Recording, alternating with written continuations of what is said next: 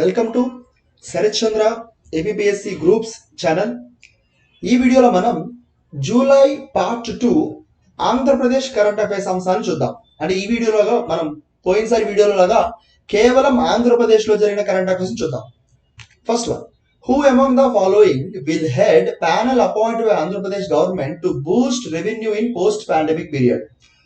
Pandemic అయిపోయిన తర్వాత ఆంధ్రప్రదేశ్ ఆదాయాన్ని పెంచడం కోసం ఎవరి నేతృత్వంలో కమిటీని ఏర్పాటు చేశారంటే chief secretary of Andhra Pradesh Adityanath Das ఆధ్వర్యంలో మనకి కమిటీ అనేది ఏర్పాటవుతుంది.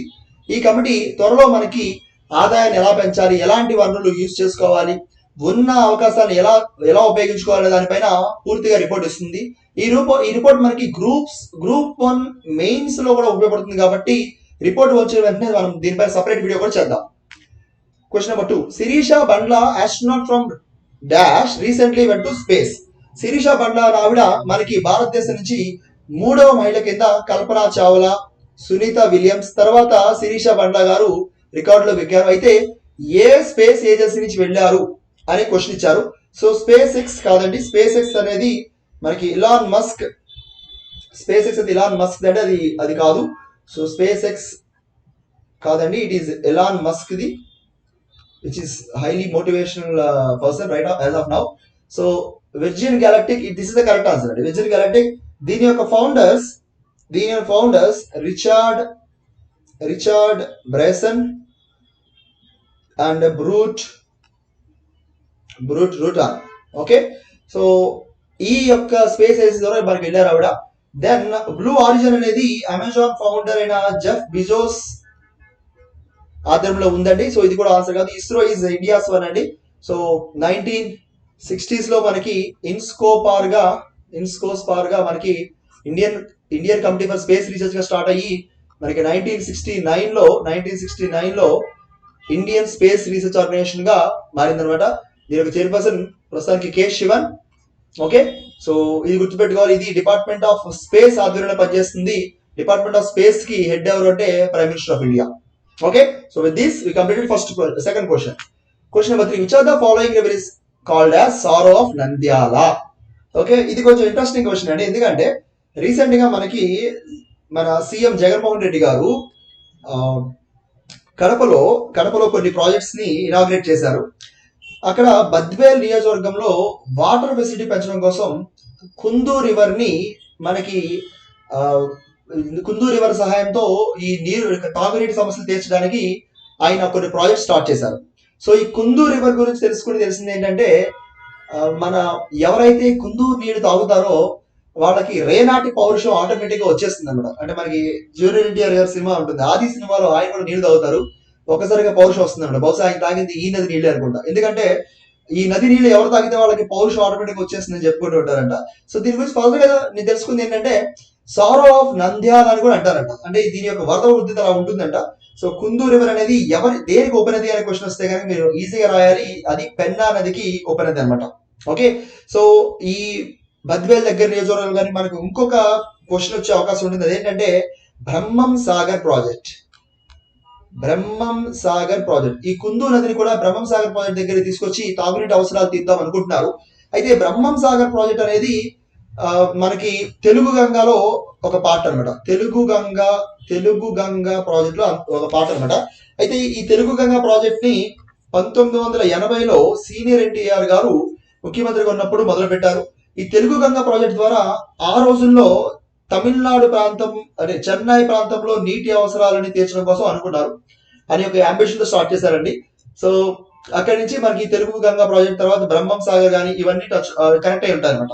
సో ఆంధ్రప్రదేశ్ ఇరిగేషన్ గురించి చదువుతున్నప్పుడు మీకు ఇవన్నీ అవగాహన వస్తాయి. దానిపైన సపరేట్ క్లాసెస్ అప్లోడ్ చేస్తున్నప్పుడు మీకు ఇంకా బాగా తెలుస్తుంది. ప్రస్తుతానికి మీరు గుర్తుపెట్టుకోవాల్సింది ఏంటంటే కుందూ నదిని సారో ఆఫ్ నంద్యాల అంటారు. ఇది ఈ మధ్య వార్తలో ఎందుకు ఉందంటే బ్రహ్మం సాగర్ ప్రాజెక్ట్ దగ్గరికి ఈ నదిని అనుసంధానం లాగా చేసుకుని తాగునీటి అవసరాలు కడపలోని బద్వేల్ ప్రాంతంలో తాగునీటి అవసరాలు తీర్చడానికి సీఎం గారు రీసెంట్ గా మనకి కొన్ని ప్రాజెక్ట్స్ అనేది స్టార్ట్ చేయడం జరిగింది అనమాట. ఓకే, సో ఇది గుర్తుపెట్టుకోండి. అయితే సారో ఆఫ్ నంద్యాల అనగానే మన మైండ్ లోకి 2 ఇంపార్టెంట్ క్వశ్చన్స్ ఆటోమేటిక్ గా రావాలి రివిజన్ చేయడానికి. అదేంటంటే sorrow of sorrow of Bengal ఒకటి ఉంటుంది. సారో ఆఫ్ బెంగాల్ అని ఎవరంటారు, దేన్ని ఏ నదిని అంటారు? Very good, that is Damodar అంటారు, రివర్ దామోదర్ అంటారు. సారో ఆఫ్ బీహార్ అనేది ఏంటంటారు? సారో ఆఫ్ బీహార్ అని చెప్పి రివర్ కోసి అంటారు, గంగా ఉపనది అనమాట. సో ఈ రెండు కూడా మనం గుర్తుపెట్టుకుంటే రివిజన్ అవుతున్నట్టు ఉంటుంది. క్వశ్చన్ నెంబర్ 4 వచ్చేసరికి Grama Ujwala scheme aims to provide. Grama Ujwala scheme అనేది ఏమి ప్రొవైడ్ చేస్తుంది అడిగారు. చూస్తే question number 1, free water, agriculture water, no. Free electricity to people, no. LED lights for energy conservation, correct. Road construction, no. ఇక్కడ మీరు తెలుసుకోవాల్సింది ఏంటంటే, మనకి యునైటెడ్ నేషన్స్ ఐక్యరాజ్య సమితి క్లీన్ డెవలప్మెంట్ మెకానిజం అని ఒక ప్రోటోకాల్ ఇచ్చింది. అంటే క్లీన్ డెవలప్మెంట్ మెకానిజం అంటే ఏంటంటే, మన డెవలప్మెంట్ అనేది పొల్యూషన్ తగ్గించుకుంటూ వెళ్ళాలి. ఓకే, దానికి ఏం చెప్పారంటే కార్బన్ డైఆక్సైడ్ ని తగ్గించే విధంగా స్టెప్స్ తీసుకోమన్నారు. భారతదేశం కూడా దీనికి అనుగుణంగా చాలా స్కీమ్స్ పెట్టింది. అయితే రాష్ట్రాల పరంగా కేవలం కొన్ని రాష్ట్రాలు మాత్రమే ఈ క్లీన్ డెవలప్మెంట్ మిషన్ లో భాగంగా వెళ్తున్నాయి. అందులో మొట్టమొదటిది బీహార్ అయితే, 2 ఉత్తరప్రదేశ్ అయితే, 3వది ఆంధ్రప్రదేశ్. క్లీన్ డెవలప్మెంట్ మెకానిజం లో భాగంగా ఏం చేస్తున్నారంటే ఎల్ఈడి లైట్ ని మనకి గ్రామాల్లో ఇస్తున్నారు. ఒక్కొక్క ఇంటికి 5 ఎల్ఈడి బల్బులు చొప్పున ఇవ్వడానికి వీళ్ళు ప్లాన్ చేస్తున్నారండి. ఇది గ్రామ ఉజ్వల స్కీమ్ అనేది. సో ఎల్ఈడి లైట్లు ఇవ్వడం వల్ల మనకు వస్తుంది. ఇది మనం గ్రూప్ 2 పాయింట్ ఆఫ్ వ్యూ అంటే గుర్తుపెట్టుకుంటాము. గ్రూప్ 1 పాయింట్ ఆఫ్ వ్యూ అయితే ఏం చేస్తామంటే ఎనర్జీ కన్జర్వేషన్ కోసం కానీ లేదా పొల్యూషన్ తగ్గడం కోసం ఏం చేయొచ్చు అంటే ఇది ఒక పాయింట్ రాయొచ్చు. అదే ఇంకా ఏం చేయొచ్చు అంటే ప్రజలకి గ్రామ ఉజ్వల స్కీమ్ పైన ఎక్కువ అవేర్నెస్ క్రియేట్ చేసి వాళ్ళకి ఎల్ఈడి బల్బులు ఇవ్వచ్చు. ఎల్ఈడి బల్బ్ ఇస్తే ఏమవుతుంది, ఎఫిషియన్సీ బాగా పెరుగుతుంది, ఎక్కువ కాలం వస్తాయి, తక్కువ ఖర్చు ఉంటుంది. అంటే ఏమవుతుంది, ఎనర్జీ కన్సంప్షన్ తగ్గుతుంది. ఎనర్జీ కన్సంప్షన్ తగ్గిందంటే ఎనర్జీ ఉత్పత్తులు కూడా తగ్గే అవకాశం ఉంటుంది. దానివల్ల మనకి కోల్ నుంచి వచ్చే కార్బన్ డైఆక్సైడ్ పొల్యూషన్ తగ్గుతుంది అనమాట. Like that. Okay, then ASAP is a new initiative launched by government of Andhra Pradesh to provide. ASAP అనేది కొత్త ఇనిషియేటివ్ ఆంధ్రప్రదేశ్ ది ఏం చేయడానికి అని అడుగుతున్నారు. Assistance to farmer no. To aid startups yes it is true అండి. And then to help SS is not answer, so correct answer కాదండి. So to aid startups ని కొత్తగా పెంచడానికి ఈ స్కీమ్ అనేది ఉపయోగపడుతుంది అనమాట. ఈ స్కీమ్ అనేది స్టార్ట్అప్స్ ని పెంచడానికి మనకి ఉపయోగపడుతుందని తెలుసుకున్నాము. సో ఫస్ట్ అండ్ ఫార్మోస్ట్ ఈ స్కీమ్ గురించి తెలుసుకున్నాము. Accelerated okay, so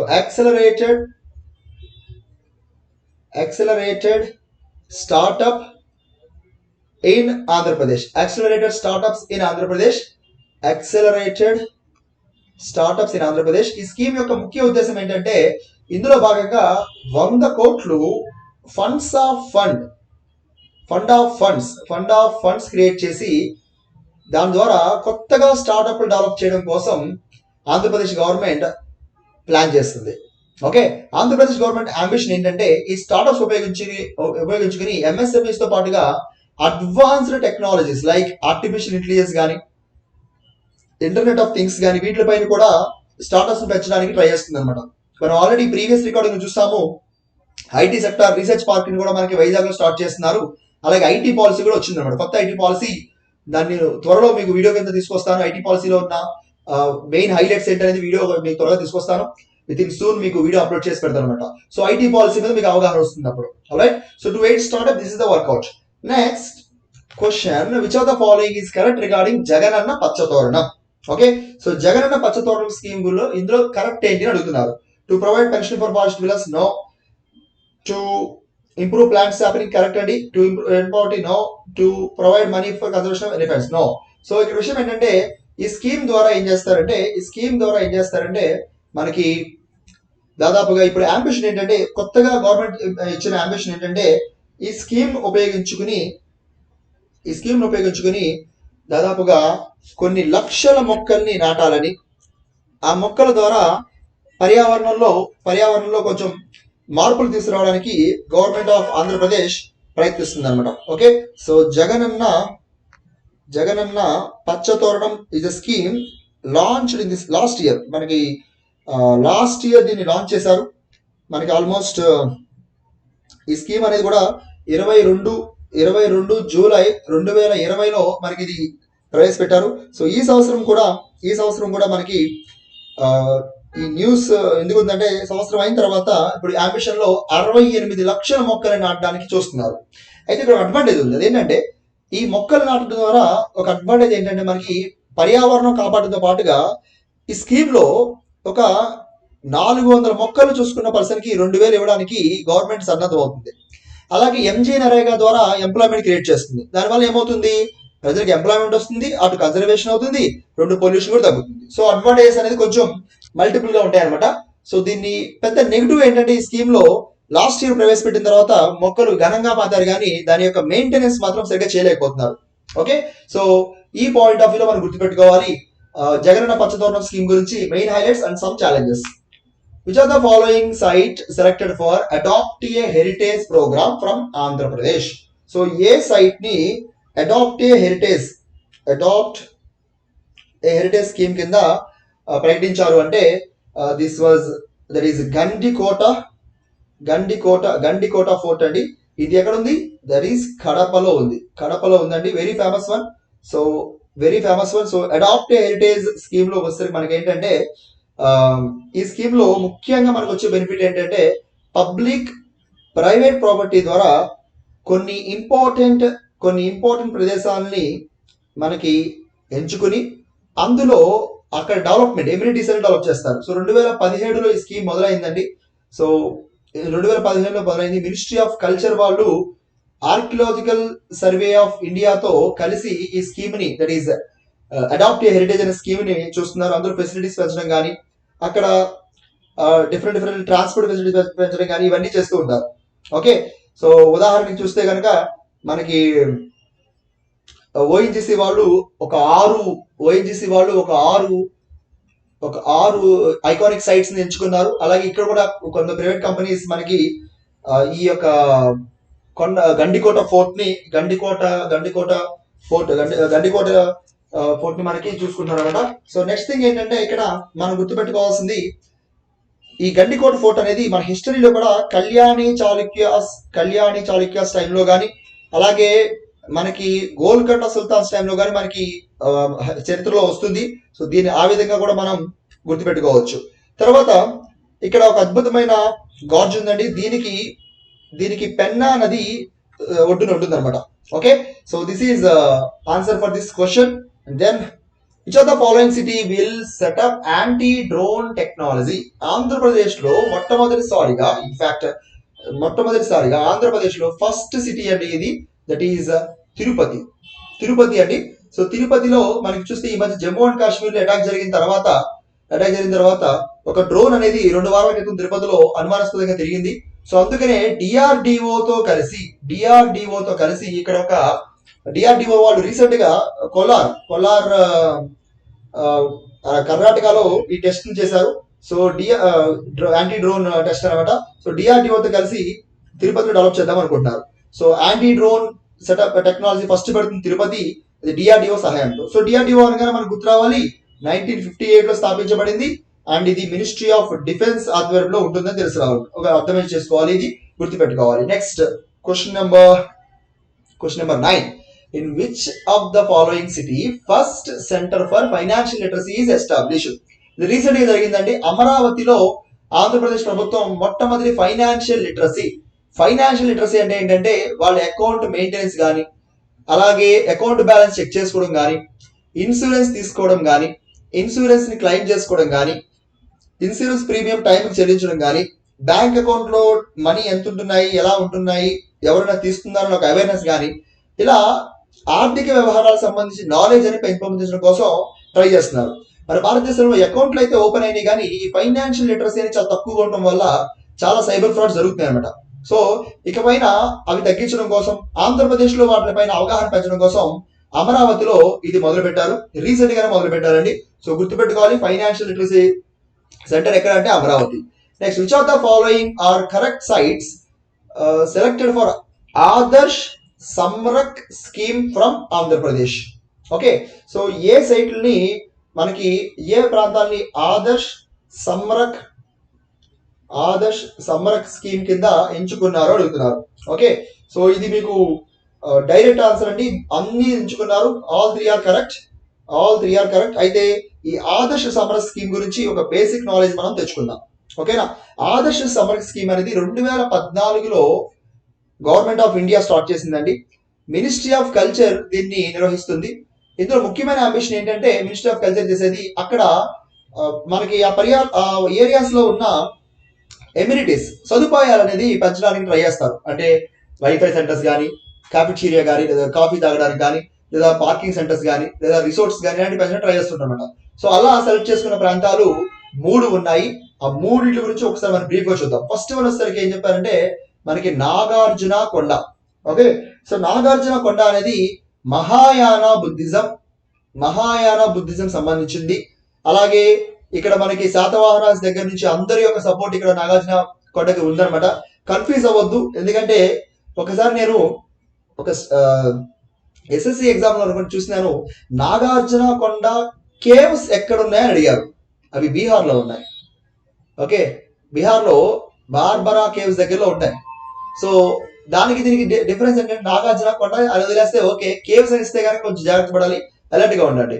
so that is Mahayana మనం తెలుసుకున్నాము. మహాయాన బుద్ధిజం, నాగార్జునుడు అని చెప్పి గ్రేట్ బుద్ధిస్ట్ స్కాలర్ ఉన్నారు, ఆయనకి సంబంధించి మనం ఇక్కడ నాగార్జున కొండ ఉందన్నమాట. నెక్స్ట్ వచ్చేసరికి సాలిహుందాం, శ్రీకాకుళం. సో సాలిహుందాం అనేది కూడా మనకి చాలా ఇంపార్టెంట్ ప్లేస్ అండి. సాలిహుందాం అంటే శ్రీకాకుళంలో బుద్ధిస్ట్ యొక్క అది బుద్ధుడి యొక్క పవిత్రమైన స్థలంగా చూస్తారు బుద్ధిజం సంబంధించి. ఇక్కడ ఈ సాలిహుందం ఏ నది ఒడ్డున ఉందంటే వంశధార నది ఒడ్డున ఉంది. అలాగే ఇక్కడ మనకి ఇక్కడ 2 విగ్రహాలు, మారీచి అనే విగ్రహం గాని అలాగే తారా అనే విగ్రహం, ఈ 2 కూడా బుద్ధిజంలో దేవతలుగా కొలుస్తారు. ఇద్దరిని కూడా వీళ్ళ విగ్రహాలు ఇక్కడ లభ్యమవుతాయి. అలాగే ఇక్కడ ఇంకొక విషయం ఏంటంటే ఇక్కడ ఈ సాలిహుందాంని మొట్టమొదటి కనిపెట్టిన వారు ఎవరు అంటే the great man Gidugu Venkataramamurthy గారు దీన్ని కనిపెట్టారు అనమాట. గిడుగు వెంకటరామమూర్తి గారు దీన్ని కనిపెట్టారు. ఓకే, సో ఇది మనం తెలుసుకోవాల్సిన ముఖ్యమైన ఇన్ఫర్మేషన్. ఇది ఏ బుద్ధిజం సంబంధించిందంటే ఇక్కడ 3 బుద్ధిజం యొక్క విశేషాలు ఉన్నాయి. ఓకే, మహాయాన బుద్ధిజం ఉంది, వజ్రాయన ఉంది, అండ్ మహాయాన ఉంది, వజ్రవాదం అండ్ తెరావాద కూడా మనకి ఉంటుందన్నమాట. తర్వాత లాస్ట్ వన్ వీరభద్ర టెంపుల్ అనేది మనకి విజయనగర సామ్రాజ్యంలో వీరభద్ర టెంపుల్ విజయనగర సామ్రాజ్యంలో అచ్యుతరాయ సమయంలో దీన్ని నిర్మించారు. ఇది టెంపుల్ కానీ ఆర్కిటెక్చర్ కానీ చాలా గొప్పగా కీర్తింపబడిందండి. సో ఇది మనం గుర్తుపెట్టుకోవాలి. సో విత్ దిస్ 10 క్వశ్చన్స్ మనం జూలై మంత్ లో వచ్చిన ఈ లాస్ట్ 2 వారాలు వచ్చిన కరెంట్ అఫైర్స్ లో ఫినిష్ చేసుకున్నాము. సో మిగతా అంశాలను మనం మిగతా వీడియోస్ కవర్ చేసుకుంటూ ఉంటాము. సో ఈ వీడియోస్ సబ్స్క్రైబ్ చేసుకుంటూ అలాగే మీ ఒపీనియన్ ఫ్రాంక్ గా మీరు కామెంట్ సెక్షన్ లో చెప్తూ ఉంటే కనుక దాన్ని బట్టి మనం ఫర్దర్ ఇంప్రూవ్మెంట్ చేసుకుంటూ వెళ్ళొచ్చు. So all the very best and thank you and జై హింద్.